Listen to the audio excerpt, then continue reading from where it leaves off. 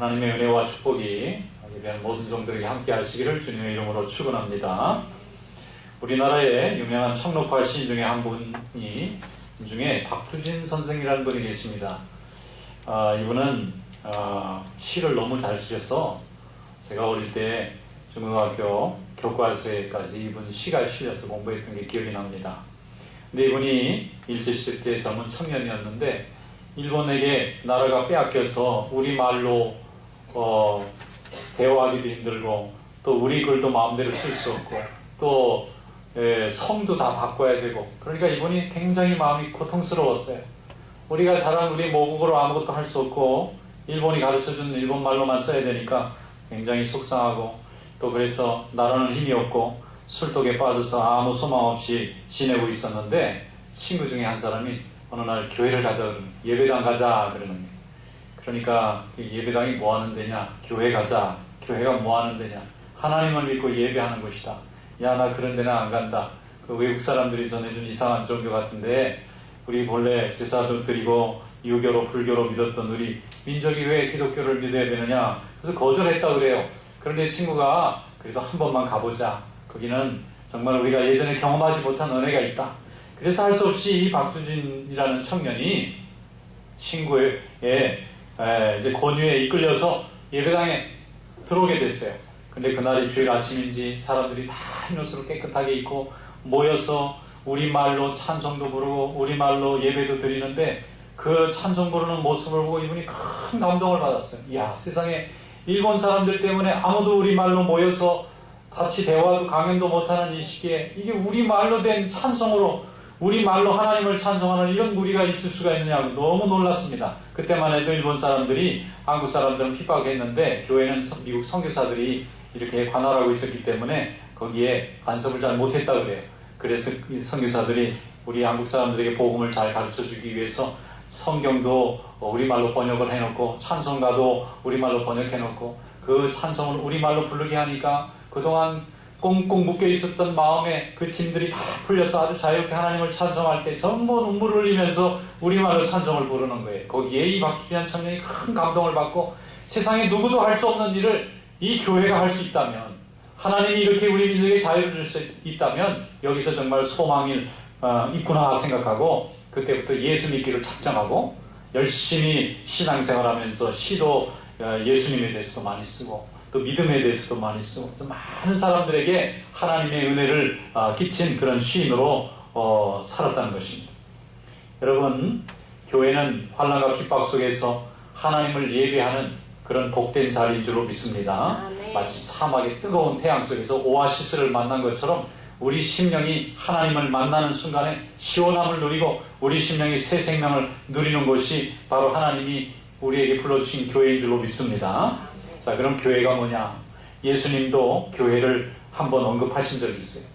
가이사라 빌립보 지방의 제자들과 함께 이렇게 예수님이 가시는데 아주 찬란한 황제의 도시를 보고 제자들이 넋이 빠져서 쳐다보는 거예요. 야, 나중에 예수님 따라다니다 보면 우리도 저렇게 영광을 받지 않을까 이렇게 생각했는데 그때 예수님께서 제자들을 불러 모으시고 이렇게 물어보셨어요.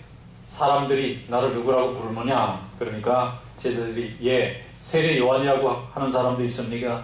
엘리야라고 하는 사람도 있습니다. 또 예레미야라는 사람도 있고 선지자 중에 하나라는 사람도 있습니다. 그리고 다른 사람이 했던 얘기를 다 전해드렸어요.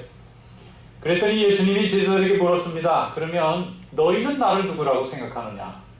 그때에 베드로가 손을 들고 말합니다. 주는 그리스도시요 살아계신 하나님의 아들이십니다. 이렇게 고백했어요. 그러니까 예수님이 너무 감격을 해서 야, 너 정말 너무너무 잘했다. 네 마음속에 이런 고백이 들어온 건 이건 사람이 할 수 있는 일이 아니라 하나님이 너에게 이런 지혜를 주셨구나. 이제 너와 같이 이렇게 고백하는 자를 통해서 하나님 그 위에 교회를 세우실 거다. 음부의 권세가 너를 이기지 못하고 천국 열쇠를 하나님이 주시는데 네가 묶으면 묶이고 풀으면 풀 수 있는 그런 하나님의 큰 축복을 주실 거다. 그렇게 말씀해 주셨습니다. 여러분, 여기서 예수님이 처음으로 교회가 등장할 것을 우리에게 미리 예고해 주셨어요. 여러분, 교회는 예수 그리스도를 주로 믿고 살아계신 하나님으로 믿는 고백 위에 하나님이 세우시는 줄로 믿습니다. 오늘 이 시간 다 우리가 교회에 나온 것은 예수님이 내 생명의 주인이시고 살아계신 하나님의 아들이시기 때문에 그런 고백을 가진 사람이 하나님께 부름받아서 이 자리에 와서 예배 드리고 있는 줄로 믿습니다. 아멘. 교회라는 말을 영어로는 처치라고 그러고 헬라어로는 에클레시아라고 그러고 또 히브리어로는 칼이라고 부릅니다. 그러면 헬라어로 말하는 에클레시아라는 것은 주가는 불구덩이에서 무엇을 끄집어내서 살려놓은 상태, 불러내서 따로 세웠다 할 때 쓰는 말이 에클레시아입니다. 칼이라는 것은 하나님이 특별히 선택한 백성의 무리를 거룩한 회중을 칼이라고 그래요. 그래서 교회라는 것은 다 주가는 심령들이었는데 하나님이 사랑하셔서 그 중에 우리를 불러내서 따로 생명 주신 그런 자들이 교회인 줄로 믿습니다. 이게 다 우리가 하나님께 부름받았어요. 독일의 유명한 신학자 중에 한스 퀸이라는 분이 있습니다. 이분이 교회란 무엇인가라는 유명한 책을 썼어요. 근데 이분이 교회가 뭔가 하는 것을 설명하면서 이렇게 얘기했습니다. 교회는 성령의 역사로 태어나고 말씀의 능력으로 자란다. 여러분, 모든 세상의 교회는 성령의 역사로 아니하고는 생겨날 수가 없어요. 인간이 아무리 애쓰고 만들려고 해도 만들어지는 것이 아닙니다. 아멘. 몇 사람이 모여서 하지 안 됩니다. 제가 한번 해볼까 했더니 안 되더라고요. 사람들이 모여서 이렇게 해보자. 아무리 계획해도 성령이 역사하셔야 교회가 세워지는 줄로 믿습니다. 아멘. 성령이 역사해야 교회가 생겨나고 또 교회가 부흥하려면 주님의 말씀이 능력 있게 나타나요. 아멘. 그래서 교회는 열심히 말씀 공부하고 열심히 말씀으로 하나 될 때에 하나님이 그 교회를 부흥시켜 주시고 그 부흥하면은 하나님이 그 성도들을 축복하시는 줄로 믿습니다. 아멘. 교회가 많은데 그럼 어떤 교회가 좋은 교회냐? 한스킹이 세 가지 얘기를 했어요. 어떤 교회가 좋은 교회냐면 첫째는 든든한 교회, 두 번째는 평안한 교회, 세 번째는 충만한 교회입니다. 교회가 든든해야 되잖아요. 말씀도 든든하고 일꾼도 든든하고 믿음도 든든하고 뭐든지 다 든든할 때에 흔들리지 않는 믿음 위에 반석같이 세워져서 교회가 크게 부흥할 줄로 믿습니다. 그 다음에 또 교회가 평안해야 되잖아요. 교회 오면 편안하고 하나님 주신 평강으로 마음에 늘 기쁨이 충만하는 삶을 살아갈 때에 하나님이 축복하시는 교회 되는 줄로 믿습니다. 세상에서는 시달리고 낙심한 자도 교회 오면 편안하고 또 위로가 되고 소망이 되면 얼마나 좋겠어요. 성도가 평안하고 예배가 평안하고 성도의 교제가 평안할 때에 하나님이 기뻐하시는 평안한 교회 될 줄로 믿습니다. 그 다음에 세 번째가 충만한 교회잖아요. 뭐든지 좀 충만해. 충만하다는 것이 꽉 채워졌다는 거예요. 부족하지 않다는 거예요. 뭐가 좀 부족하고 빠지면은 좀 약하잖아요. 그런데 사랑도 충만하고 믿음도 충만하고 또 열매도 충만하고 성령도 충만하고 아멘. 그럼 충만하면 하나님의 교회가 크게 축복받는 교회가 될 줄로 믿습니다. 아멘. 이건 교회가 크고 작으냐 오래되느냐 짧게 되느냐 문제가 아니라 든든한 교회, 평안한 교회, 충만한 교회는 이 한스킹이라는 신학자가 그대로부터 이렇게 볼 때에 그런 교회가 좋은 교회라는 것입니다. 그런 교회에 하나님의 축복이 나타나고 우리의 삶 가운데 하나님의 영광이 나타나고 주님이 기뻐 받으신 귀한 교회가 되는 줄로 믿습니다. 그리고 또 교회는 핍박과 환난 속에서 자라요. 핍박이 없고 환난이 없고 평안한 사람들은 교회에 오지 않습니다. 어떤 카톨릭 신부 한 분이 이 신학교를 졸업하고 이제 사목을 해야 되는데 목회를 하셔야 되는데 어디를 가야 되나 봤더니 뭐 갈 데가 마땅치 않아요. 그런데 원양어선에 이제 목사님이든 신부님이든 이렇게 성직자가 한번 타야 된다 그래가지고 그분이 거기에 이제 배치가 됐어요. 배치가 돼서 열심히 이제 항해를 하는데 사람들이 선원들이 지나다니면서 그 사람이 왜 배에 타는지 아무도 모르는 거예요. 그 사람들이 밥 먹을 때마다 저 사람 왜 배에 타는지 모르겠네. 저 사람은 배를 움직일 줄도 모르고 뭐 배에 일거리도 없는데 신부라고 그러니까 젊은 신부가 이제 처음 신부하는 사람이니까 이 사람도 자기가 왜 탔는지를 몰라. 근데 신부를 하니까 아침 저녁으로 기도하고 예배드리고 또 뭐 얘기 들어주고 그러니까 어떤 사람은 저 사람은 왜 먹는 것만 축내고 뭐하러 저기 앉아있는지 모르겠다. 그런데 말이죠. 그 배가 가다가 큰 풍랑을 만났어요. 그래서 뭐 사람들이 난리가 났습니다. 그때 되니까 신부님 다 몰려와가지고 살려달라고 기도해달라고. 그래서 이 배가 좀 풍랑을 만나야 배가 좀 쓸모가 있고. 여러분 세상에 있는 사람들이요 원하는 대로 자기 계획대로 척척척 되면 하나님은 안 찾습니다. 근데 이게 척척척 안 되거든요. 삶이라는 게. 게다가 자꾸 넘어지고 계획 같은 게 어그러지고 정말 나중에는 너무 당황스러워서 어찌할 바를 모를 때에 우리는 하나님을 찾게 되는 줄로 믿습니다. 그때에 교회가 눈에 들어오기 시작합니다. 십자가가 눈에 보이기 시작합니다. 그때는 지나가던 복음의 말씀이 귀에 들리기 시작해요. 막혔던 눈이 열리고 막혔던 귀가 열립니다. 그때 하나님이 그 심령을 부르시는 줄로 믿습니다. 우리가 다 그렇게 하나님의 은혜 가운데서 부름받아서 오늘 하나님의 백성이 되고 지금도 복음 전하는 사명을 감당하는 줄로 믿습니다. 정말 죽을 것 같이 두렵고 고통스럽지 않은 사람들은 하나님을 찾지 않습니다. 로마 교회는 박해 속에서 자랐습니다. 한국 교회는 일제 식민 치하에서 자라고 6.25 전쟁의 그 고통 속에서 자랐습니다. 중국 교회는 공산 지배 속에서 강하게 살아났습니다. 여러분, 세상이 핍박하면 할수록 하나님의 교회는 더 뜨거워지고 하나님의 역사는 더 뜨거워지는 줄로 믿습니다. 미국에 오니까 사람들이 신앙생활을 참 잘해요. 한국에서는 전혀 교회 안 다니시던 분들이 이 이민 땅에만 오면 다 교회 잘 다니시더라고요. 그래서 이제 생각해 보는 거예요. 아니, 그 한국에서는 교회 오라고 해도 안 오던 사람들이 이 미국에만 오면 다 교회 가서 앉아있어요. 한 번은 영사관에서 이 어신 지역에 누구를 좀 찾는데 좀 찾아주세요. 그러는데 아무도 아는 사람이 없으니까 교회에다가 다 좀 알려달라니까 나오더라고요. 교회에서는 어떻게든 다 알아내요. 어떻게 사람들이 여기저기 연결해서 다 찾아내더라고요. 왜 사람들이 이곳에 와서 이렇게 고국에서는 교회 안 다니고 신앙생활 안 하던 사람들도 여기 오면 이렇게 신앙생활하는 일에 열심을 내느냐? 하나님이 이곳에 우리를 보내셔서 믿음을 주신 줄로 믿습니다. 첫째, 언어 장벽이 있잖아요. 말하는데 불편하잖아요. 그 다음에 문화 장벽이 있잖아요. 이게 잘 이해 못하는 게 너무 많잖아요. 그러니까 늘 마음이 다치고 늘 답답하고 그러니까 하나님 앞에 나와서 기도하고 주님의 위로를 받다 보니까 이게 이 해외에 나오면은 말이죠. 우리 고국에서보다 더 믿음이 좋아지는 것 같아요. 그러고 보면은 우리를 하나님이 사랑하셔서 미국까지 보내주셨어요. 거기다 또 텍사스 오스틴까지 보내주시고 이제 우리 제1교회까지 하나님이 보내주셔서 믿음을 주신 줄로 믿습니다. 그러니까 개인적으로 보면 좀 힘들지만 영적으로 보면 너무 좋은 기회를 받은 것입니다. 이렇게 생각하면 교회 나와서 예수 믿는 것이 얼마나 감사하고 또 지금도 그런 어려움이 있는데도 하나님 붙잡지 못하는 사람들은 얼마나 안 되는지 몰라요. 하나님 앞에 나와서 예배하고 기도하면 위로받는 게 그 축복인데 그걸 모르는 이들을 향해서 우리가 지금도 복음을 전해야 될 줄로 믿습니다. 복음은 기쁜 소식이에요. 하나님 말씀 듣고 교회 나와서 예배드리면 하나님이 그 모든 고달픔도 그 답답함도 해결해 주신다고 하는 소망과 확신이 있으니까 우리가 지금도 복음을 전하는 것입니다. 사도행전 2장에 보면 예수님의 제자들이 마가의 다락방에 모였는데 120명이나 모였어요. 이 사람들이 열심히 합심해서 기도했더니 성령이 역사하셔서 거기 있는 사람들이 다 방언을 하고 다 마음이 뜨거워져서 꼭꼭 닫았던 문을 다 열어젖히고 나가서 담대하게 복음을 전할 때에 하루에 3,000명이나 회개하고 돌아오는 초대교회 성령의 역사가 나타났습니다. 그래서 성경을 한번 잘 들여다보세요. 그 사람들이 심심해서 다락방에 모인 게 아니에요. 축제하려고 모인 게 아닙니다. 누구네가 돌잔치 하려고 모인 게 아니에요. 거기 말씀에 잘 보세요. 유대인들을 두려워하여 문을 꼭꼭 닫고 숨어 있었다는 거예요. 예수님이 하루아침에 잡혀서 죽어가시는 모습을 보면서 제자들이 크게 두려운 마음이 생겼습니다.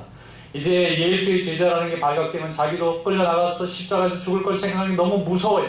그래서 사람들이 무서워서 문을 꼭꼭 걸어 잠그고 유대인들의 눈을 피해서 모여 있을 때에 저들이 하나님의 말씀, 예수님의 말씀을 붙잡고 기도했더니 거기에 성령이 임하신 줄로 믿습니다. 여러분, 세상에서 두려워할 때에 주님의 전에 나와서 열심으로 기도하고 말씀 붙잡기를 축원합니다. 그러면 성령이 임하세요. 그래서 여러분의 마음에 담대함을 주시고 두려움을 다 물리쳐 주십니다. 그래서 하나님의 교회가 세워지고 하나님께 영광을 돌리는 줄로 믿습니다. 5년 전에 저희 교회가 첫 예배를 시작할 때 그것도 예배를 드리자고 계획한 것도 아니에요. 사람들이 다 낙심하고 있을 때 어디를 가야 되나 갈 곳을 알지 못하고 있을 때 이렇게 어떻게 하나 다 두렵고 떨리는 마음으로 답답한 마음으로 있을 때에 교인들이 저에게 와서 예배를 시작했어요. 그런데 그때는 참 대단하시더라고요. 이 새벽 기도가 매일 있었어요. 한 2달 동안 제 집에서 예배를 드렸는데 지금도 제가 가끔씩 거실에 이렇게 쳐다보면 그때 교인들이 그렇게 앉아있었던 장면이 자꾸 떠오릅니다. 그때는요 6시에 새벽 예배 드리고 나면은 이제 끝나고 나서 차도 마시고 아침도 지어 먹고 12시쯤 돼도 집에 안 가요. 또 점심 달라고 점심 먹고 아니 무슨 얘기가 그렇게 할 게 많은지, 뭉치면 헤어지고 뭐 흩어지면 죽는다 그런 기분으로 모여가지고 예배를 드리시는데, 제가 목사 된 이후로 쭉 대접만 받고 살았는데, 제가 한 번은 그런 기도를 한 적이 있어요. 하나님, 제가 대접만 받아서 참 하나님 앞에 감사하고 교인들이 감사한데, 한 번은 제가 좀 교인들도 좀 대답할 수 있는 기회를 주시옵소서 그랬더니 하나님이 그렇게 만들어. 그때는 행복했습니다. 교인들이요 6시 오니까 벌써 4시 반부터 저희 부부가 일어나가지고 커피 끓이고 계란 삶고 고구마도 끓여놓고, 그런데 말이죠, 이게 안 떨어져요. 교인들이 계속 오시면서 떨어지만 하면 벌써 다 들여다보고 또 갖다 막 채워놔요. 2달 동안 고구마가 한 번도 떨어진 적이 없고 계란이 한 번도 떨어진 적이 없고 커피가 막 몇 개씩 쌓여있어요. 그럼 우리는 늘 끓이기만 합니다. 접시도 타고. 저는 제 생애에 그렇게 행복한 교회를 경험해 본 적이 없어요. 지금도 많이 생각납니다. 여러분, 교회는 하나님이 우리를 사랑하시고 우리를 위로하시기 위해서 주신 특별한 방법이에요. 교회를 사랑하시길 축원합니다. 그리고 성도를 사랑하시고 섬기는 일에 열심을 내시면 하나님이 그 위에 성령을 부어주실 때에 우리가 하나님의 말씀을 증거하는 그런 쓰임받는 도구가 될 줄로 믿습니다. 예루살렘 교회도 시작할 때 보면은 날마다 모이게 힘쓰고 날마다 사도의 가르침을 받았고 날마다 기도했다고 되어 있어요. 그러니까 그들이 떡을 떼고 한 말씀을 나눌 때에 큰 붕의 역사가 일어나서 유대인들이 핍박했는데도 불구하고 그것이 두렵지 않냐고 담대하게 복음을 전할 때에 하나님의 역사가 일어난 줄로 믿습니다. 허다한 제사장의 무리가 다 회개하고 예수를 믿으니까 그 제사장들이 열심히 복음을 전할 때 수많은 사람들이 주님께 돌아온 것입니다. 그 중에 제자 빌립이 사마리아에 가서 복음을 전했더니 거기서도 많은 사람들이 예수의 말씀을 듣고 돌아오는 거예요. 그래서 베드로와 요한이 또 뛰어내려가서 거기서 또 복음을 전하니까 더 많은 붕의 열망이 나타났습니다. 하나님의 말씀이 있는 곳에, 성도의 간절함이 있는 곳에 하나님의 교회가 우뚝 서서 믿음의 역사를 이루실 줄로 믿습니다. 바울이 에베소라는 낯선 도시에 가서 3년간 회당 앞에서 열심히 복음을 전했어요. 그랬더니 말씀을 듣고 위로받은 심령들이 자꾸 찾아왔어요. 그들을 열심히 복음을 전할 때 3년간 훈련받고 다 제자가 되었습니다. 그들이 소아시아와 유럽에 모두 흩어졌을 때 그들이 밟는 곳마다 그 도시마다 교회가 세워지고 예배하는 무리가 찾아오고 하나님의 말씀이 승리하게 된 줄로 믿습니다. 교회는 언제나 새로운 시대의 새로운 희망입니다. 또 교회는 거룩한 삶을 사모하는 자들에게 주시는 하나님의 선물이에요. 세속적으로 살고자 하는 사람도 많지만 세상에는 거룩하게 살고자 하는 사람도 있습니다. 그 거룩하게 살고자 하는 사람들을 부르세요. 하나님이 그런 사람들을 찾으십니다. 그래서 교회라는 곳으로 모아주시고 거기서 하나님 말씀을 날마다 듣고 기도하고 예배할 때에 하나님의 역사가 나타나고 우리 인생에 하나님의 축복이 나타나게 되는 줄로 믿습니다. 그 교회에 보면은 오늘 베드로에게 하신 말씀, 음부의 권세가 너를 이기지 못한다 그랬어요. 음부의 권세가 뭡니까? 믿음을 없애는 역사, 마귀의 역사죠. 구원 못 받게 하는 역사, 믿음이 사라지게 하는 역사, 또 정욕의 역사, 이런 모든 것들이 음부의 역사인데 하나님을 믿고 예수 그리스도를 구주로 고백하는 자의 든든한 믿음이 서 있으면 음부의 권세가 침입하지 못합니다. 성령의 통치가 나타나는 줄로 믿습니다. 고린도 교회에 보면은 바울파, 아볼로파, 게레오파, 그리스도파, 파가 4개가 나눴어요. 이게 뭐냐? 음부의 권세가 침입하고 있는 거예요. 여러분, 교회 안에는요 성도들만 모여있지만 우리가 여전히 죄의 흔적을 가지고 있기 때문에 죄의 정욕에 노출되어 있어요. 그래서 하나님의 성령의 역사가 강건하게 나타나지 않으면 우리는 육신의 역사가 나타나기가 쉬운 존재입니다. 그래서 날마다 주님의 보혈을 붙잡고 회개하고 주님께서 나를 붙잡아 주시기를 노력하지 않으면 음부의 권세가 나를 침입할 수가 있어요. 그래서 하나님께서 주시는 성령의 역사, 보혈의 역사를 붙잡고 오늘도 믿음으로 나가는 성도 되시기를 축원합니다. 교회 다니다가 그만두는 사람, 열심히 일하다가 그만두는 사람, 열심히 전도해야 되는데 사람이 의식되는 사람, 이게 다 성령의 역사가 부족하면 그런 일이 생기는 거예요. 그래서 여러분 성령의 충만을 받으시기를 축원합니다. 성령의 말씀의 능력을 힘입기를 축원합니다. 그러면 하나님께서 믿음이 없던 사람도 믿음이 생겨나게 만들고 사랑이 없던 사람도 사랑이 생겨나게 만들고 봉사를 안 하던 사람도 열심히 봉사하게 만들고, 여러분 이런 믿음의 역사가 나타날 때에 하나님이 우리의 인생을 복되게 만들어 가시는 줄로 믿습니다. 고린도전서 10장 31절로 33절에 그런즉 너희가 먹든지 마시든지 무엇을 하든지 다 하나님의 영광을 위해서 하라. 유대인에게나 헬라인에게나 하나님의 교회나 거치는 자가 되지 말고 나와 같이 모든 일에 모든 사람을 기쁘게 하여 자신의 유익을 구하지 아니하고 많은 사람의 유익을 구하여 그들로 구원을 받게 하라 그랬습니다. 이것이 바로 교회입니다. 교회는 낙심한 자가 새 힘을 얻고 또 포기한 사람이 회복이 되고 버려진 자가 다시 새움을 입는 그런 기적이 날마다 나타나는 것입니다. 이런 교회가 하나님의 교회인 줄로 믿습니다. 교회는 그래서 계속 자라나는 것입니다. 믿음이 자라나듯이 교회도 자라나요. 고린도전서 3장에 보면은 사도 바울이 그 교회를 저주로 먹이고 밥으로 먹이지 않는다 그랬어요. 왜 그러냐면 그걸 감당할 수 있는 능력이 없기 때문에 그래요. 그래서 이렇게 말합니다. 너희가 아직도 육신에 속한 자구나. 너희 속에 시기와 분쟁이 있으니 어찌 육신에 속한 사람이 아니리요 그랬어요. 여러분, 교회가 믿음으로 하나님 앞에 나아갈 때 두 가지 상대를 이겨야 됩니다. 첫째는 교회 바깥에서 믿음의 문을 막는 세상의 그 사상과 핍박을 이겨야 돼요. 굉장히 힘든 시험입니다. 교회 가야 되는데 가족이 반대하고 직장에서 방해하면 얼마나 힘든 일이에요. 교회에 오는 게 얼마나 힘든 일이에요. 근데 그걸 이기고 나면 하나님이 해결해 주십니다. 그다음에 두 번째는 내 스스로 우리 사이에 있는 시기와 분쟁으로 또 시험을 당합니다. 그걸 또 이겨야 하나님이 축복해 주세요. 이 두 가지를 다 뛰어넘으면요, 큰 부흥을 이루고 큰 축복을 이룰 줄로 믿습니다. 아멘.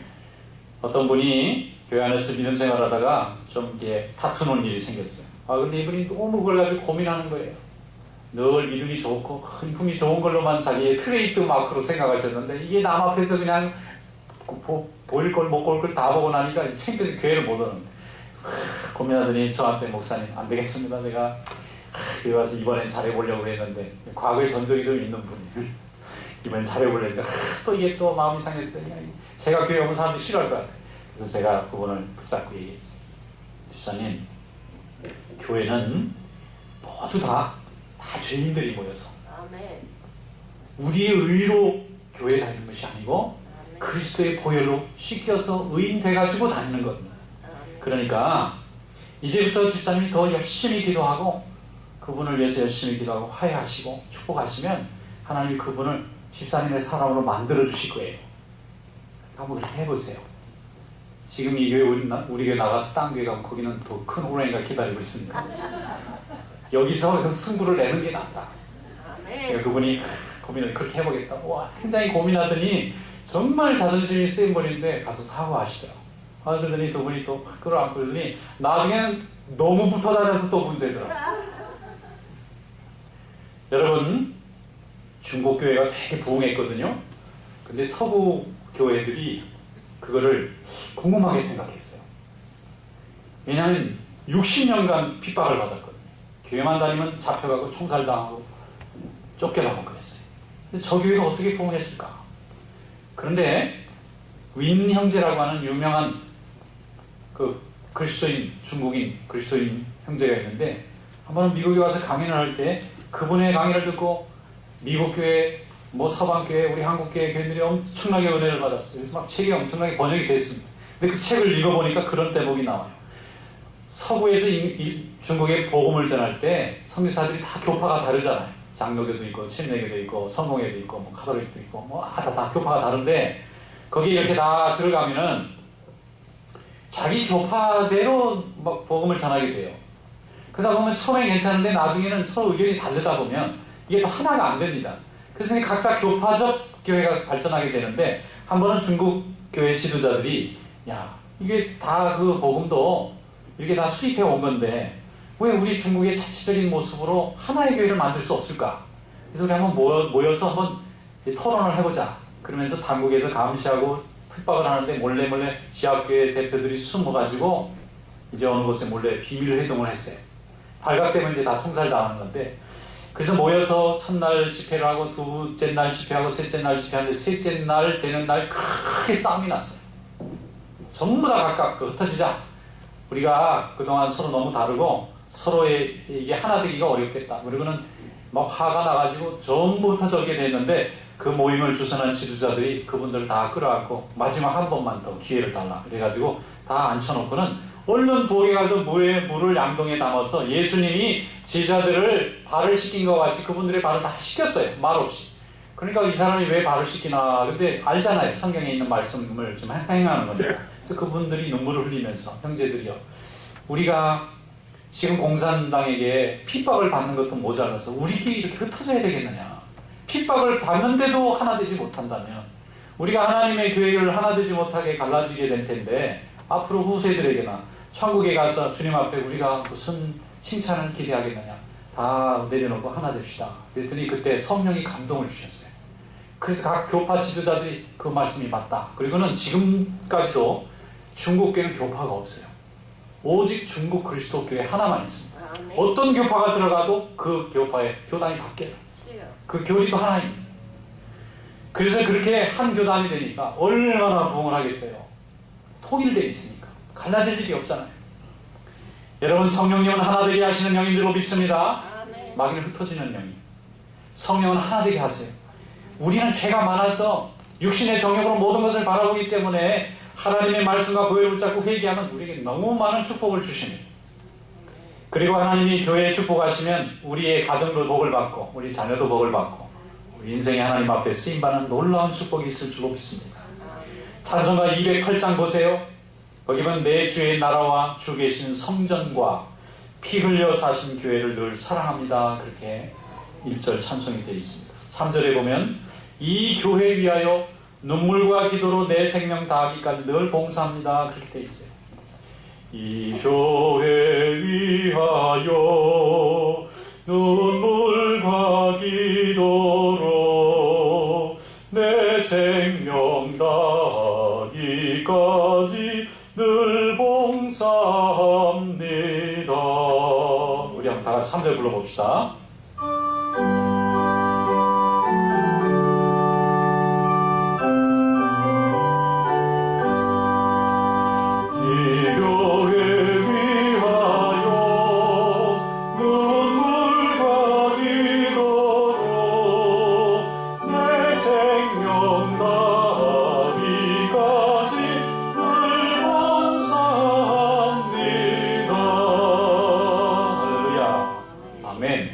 하나님의 교회를 이렇게 사랑하고 주님께 내 생명 다하기까지 봉사하면 하나님 우리에게 얼마나 많은 축복과 생명의 면류관을 주시겠습니까?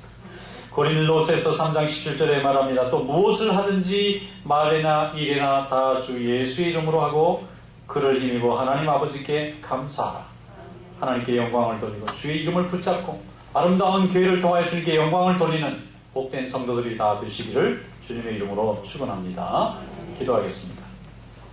감사하신 하나님 아버지, 저희들 귀한 예배를 허락해 주시고 또 창립 5주년의 선물도 허락해 주신 것을 감사합니다. 우리 찬양을 받으시고 우리 경배를 받으시는 주여, 앞으로 주님을 내 구주로 살아계신 하나님의 아들로 우리 마음에 품고 세상을 이겨나가는 귀한 종들이 되게 하여 주시옵소서. 예수님의 이름으로 감사하며 기도하옵나이다. 아멘.